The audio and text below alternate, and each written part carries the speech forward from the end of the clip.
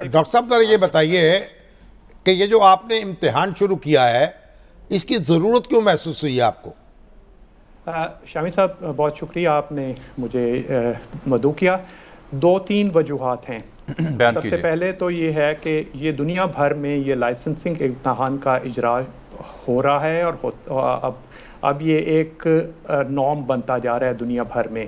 دنیا بھر کے ممالک لائسنسنگ ایگزام کو ایک اسپیسیفک اپنا جو گریجویٹ ڈگری کے ایگزام ہے اس سے علیحدہ کر کے اب کر رہے ہیں۔ دوسری یعنی ایک ڈاکٹر جو فارغ التحصیل ہو جاتا ہے اور ہاؤس جاب کر لیتا ہے اس کے بعد اس کا امتحان لیا جاتا ہے؟ جی یہ دنیا بھر میں اب اور یہ امتحان ایسا ہی ہوتا ہے جیسا آپ لے رہے ہیں، 3 گھنٹے کا ایک پرچہ ہوتا ہے بس، دیٹس آل؟ مختلف طریقے ہیں۔ پہلی بات یہ ہے شامی صاحب کہ 3 گھنٹے کا پرچہ جو ہے وہ ایک سیمپل ہے اور اس کا ایک آبجیکٹو جو ہے وہ متمانو جو ہے وہ بڑا سمپل سا ہے، بڑا سادہ سا ہے کہ جو ڈیلی پریکٹس کے اندر ایک ڈاکٹر کو جب وہ انڈیپینڈنٹ پریکٹس کر رہا ہوتا ہے تو جو مسائل یا جو مریض ملتے ہیں ان کو سے وہ کس طرح ڈیل کرتا ہے، کیا اس کے بارے میں اس کو معلومات حاصل ہے۔ اور امتحان ہمیشہ ایک سیمپل ہوتا ہے، امتحان کبھی بھی مکمل پریکٹس کا سبسٹیوٹ نہیں ہوتا، لیکن اس 3 گھنٹے کے امتحان کو ہم ایک سیمپل کے طور پہ کر رہے ہیں کہ ہم جان سکیں کہ کیا ان کے پاس یہ کیا دوسرے ممالک میں بھی اسی طرح کا امتحان لیا جاتا ہے؟ جی مختلف ہیں، لیکن جنرلی جو امتحان ہے اس کی نوعیت ایسی ہی ہوتی ہے کہ ملٹیپل چوائس کی فارم میں آپ کو ایسے سوالات دیے جاتے ہیں جن کے ذریعے یہ جان سکیں کہ وہ مریض کا کوڈ کے ساتھ کو سیفلی ڈیل کر سکتے ہیں۔ اس کا تعلق پیورلی سیف پریکٹس سے ہے۔ بیچ میں ضروری کیوں ہے یہ امتحان؟ نہیں، انہوں نے بتایا نا کہ یہ ضروری کیوں ہے۔ ایک اور ضرورت بھی اس کی محسوس بہت ضروری ہے کہ ہمیں اپنی اس وقت الائن کرنا ہے اپنے نظام تعلیم اور تمام پریکٹس لائسنسنگ جو ریگولیشنز ہیں ان کو باقی دنیا کے ساتھ، کیونکہ 2023 تک ایک world Federation of Medical education ہے جس کا تقاضا ہے کہ وہ ہم تمام ریگولیٹرز جو اس کے ساتھ منسلک ہوں گے انہی کے ڈاکٹرز کو باہر کے امتحانات دینے کی یا باہر جا کر پریکٹس کے لیے ٹریننگ کے لیے جانے کی اجازت ہوگی، جو کہ اس World Federation of Medical Education کے ساتھ ہوں گے۔ 2023 تک ہم نے اپنے آپ کو ایک اپلیکیشن موو کرنی ہے اس منسلک ہونے کے لیے۔ اور ڈاکٹر صاحب یہ بتائیے، اگر ایک امتحان میں ایک ڈاکٹر کوالیفائی نہیں کرتا پھر دوسری دفعہ امتحان دے سکتا ہے، تیسری دفعہ امتحان دے سکتا ہے؟ جی بالکل، اور ہم نے اس بار اس کو فیسیلیٹیٹ بھی کر دیا، سال میں 4 مرتبہ ہوگا انشاءاللہ۔ یہ گریجویٹ اسٹوڈنٹ جو ہے اس کو ہاؤس جاب کے 1 سال کے پیریڈ کے دوران کسی وقت بھی دے سکتا ہے، 4 بار ہے امتحان یہ ہوتا ہے۔ اور اس کو اچھا، اس میں ڈاکٹر صاحب کیا آپ نے یہ تفریق رکھی ہے کہ جو بین الاقوامی گریجویٹ ہے ڈاکٹریٹ میں یا پرائیویٹ کالج سے پڑھا ہوا ہے، ایم بی بی ایس کیا ہوا، اور جو بچہ سرکاری کالج سے پڑھا ہوا ہے، ان تینوں کو کیا ایک ہی نوعیت کا امتحان لینا پڑے گا یا تینوں کے لیے مختلف اس کی نوعیت ہوگی؟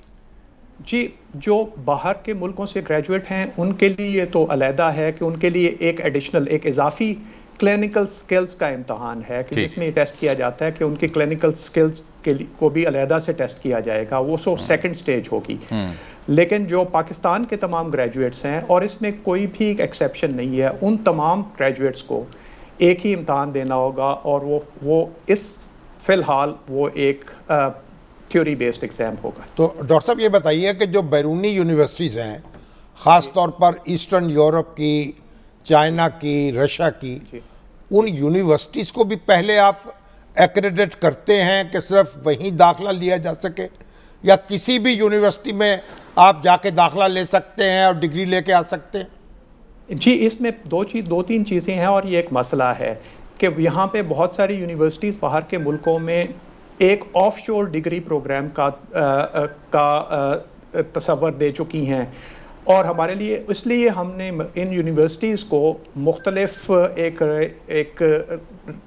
معیار رکھ کے اس کے تحت ان کو کیٹیگرائز کیا ہے، اور ان کیٹیگریز کے تحت آنے والوں کے لیے جو لائسنس کا پاتھ وے ہے اس کو فیسیلیٹیٹ کیا جاتا ہے. سو جو بہت اچھے یونیورسٹیز سے بچے آتے ہیں ان کو ڈائریکٹلی یہاں پہ ایک پروویژنل لائسنس دے دیا جاتا ہے اور اس کے بعد لائسنسنگ ایگزام ہوتا ہے. ٹھیک ڈاکٹر صاحب، اگر آپ ساتھ ہی رہیں تو بہت شکریہ آپ کا، کیونکہ میں چاہتا ہوں کہ آپ جو اعتراض ہو رہا ہے اس NLE امتحان کے اوپر وہ بھی اگر آپ سن رہے ہیں اور براہ راست جواب بھی اس کا بعد میں دے لیں تو ہم آپ کو بہت مشکور ہوں گے. ہمیں جوائن کیا doctor colonel retired Ghulam Shabbir صاحب نے، آپ PMA پنجاب چیپٹر کے سربراہ ہیں.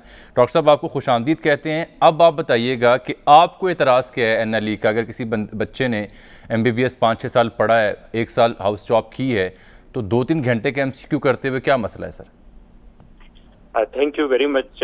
آپ نے مجھے موقع دیا کہ میں لوگوں کے سامنے یہ کلیریفیکیشن دے سکوں کہ پاکستان میڈیکل ایسوسی ایشن جو کچھ کہہ رہی ہے وہ بیسیکلی لوگوں کو ایک قسم کا کھلا دھوکہ دیا جا رہا ہے اور لوگوں کو جی میں آپ کو اس کی بات بتاتا ہوں. ہمیں PMC کے اوپر جو مین ان کے امتحان ہیں ان کے اوپر ہمیں 2 اعتراضات ہیں.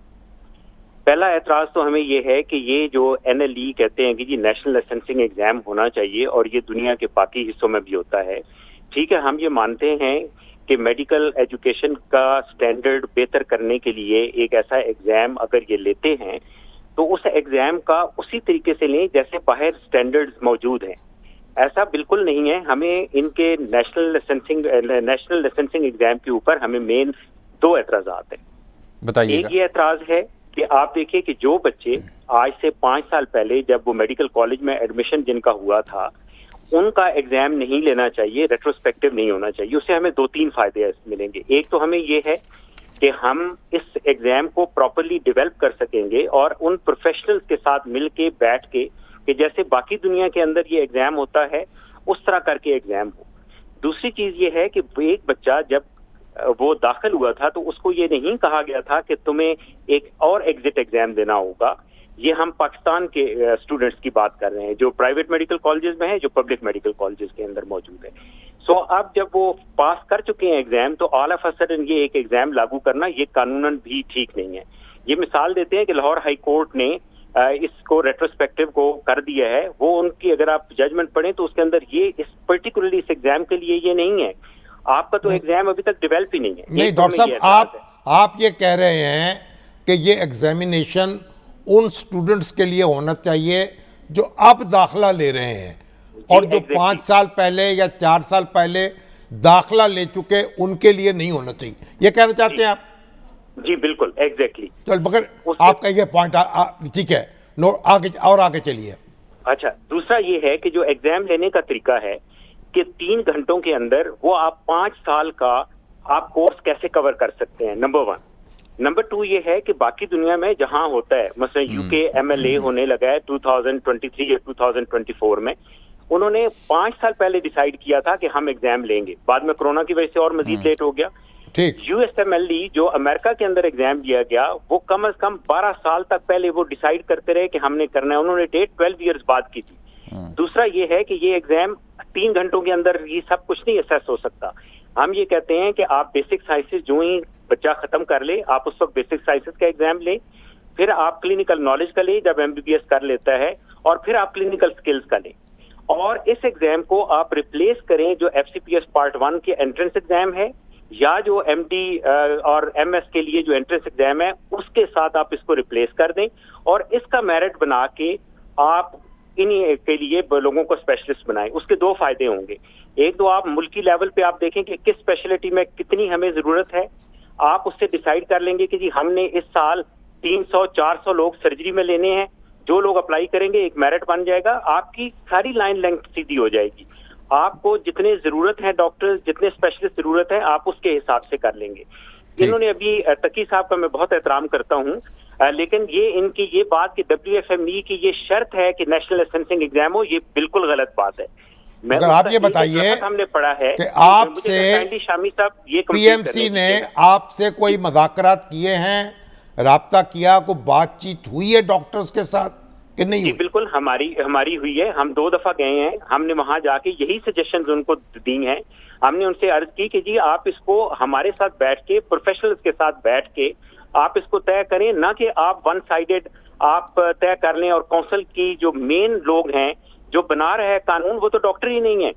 تقی صاحب کا تو یہ ہے کہ تقی صاحب کو ہم نے ریکویسٹ کی تھی کہ آپ ڈاکٹروں کے نمائندے ہیں, آپ آ کے میڈیا کے اندر آپ بریفنگ دیں, لیکن بیسیکلی تو پیچھے جو لوگ بیٹھ رہے ہیں ان کا میڈیکل ایجوکیشن. اب آپ ٹھہریے گا نا, جواب سر ہم لے لیتے ہیں. تقی صاحب, آپ نے یہ تنقید یا اعتراض سن لی ہے, کیا یہ پروفیشنلز نے ایگزام تیار نہیں کیا, اور جو وہ سجیشنز دے رہے ہیں, یہ اعتراض اٹھا رہے ہیں, اس کا جواب آپ کے پاس کیا ہے تقی صاحب؟ جی, سب سے پہلے تو جی بہت اچھی تجاویز ہیں, ہماری گفتگو بھی ہو چکی ہے, ایک سے زیادہ سیشنز بھی ہو چکی ہیں, اور جو ان کی تجاویز ہیں ایونچولی لائسنسنگ ایگزام کو وہیں جانا چاہیے. ٹھیک, جیسے انہوں نے کہا 3 پارٹس ہونے چاہیے, وہاں ہونا چاہیے.